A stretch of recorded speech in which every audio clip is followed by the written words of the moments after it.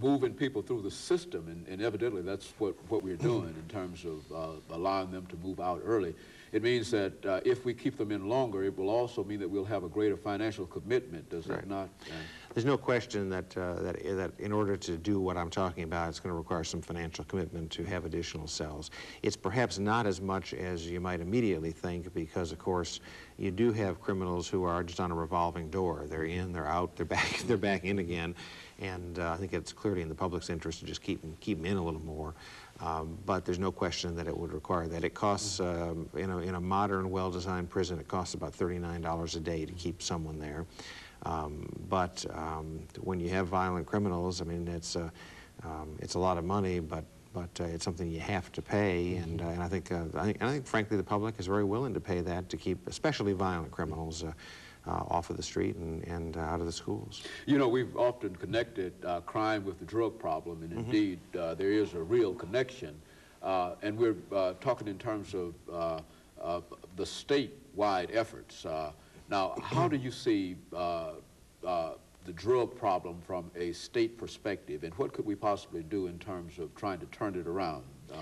I think that the drug problem, you are exactly right, appears to be at the heart of a lot of these crimes that are committed. Part of it is enforcement, trying to keep drugs out of the state. That is ultimately, you have to do it, but it's not the world's most effective way to fight the problem. I personally believe that education of children as to the dangers of drugs and making them see that there are other paths and other possibilities in life, that they shouldn't get their head turned of making a little quick money in drugs or trying drugs, is something that the schools need to do, and that we can reasonably call on them to do, and ultimately will be a more effective and more humane way to deal with the problem.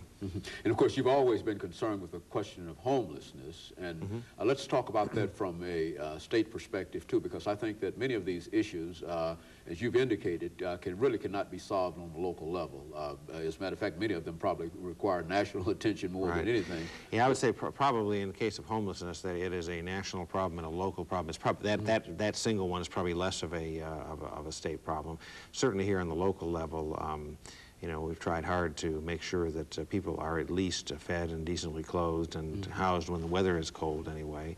And have tried hard to get some help into the hands of people who are homeless because they have substance abuse problems in particular. We have there's an organization which we have put some money into for the last couple of years called the Guest House, which is a place where police can bring people who are picked up who have, in particular, alcohol problems, and they can get some professional help rather than just being tossed in the drunk tank and then, you know, out again in a little while and homeless again.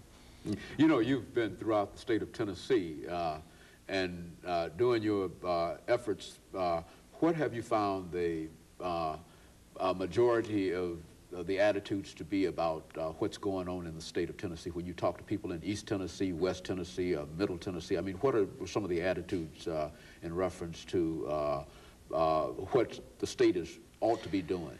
It's interesting. This is a very big state. I'm discovering that.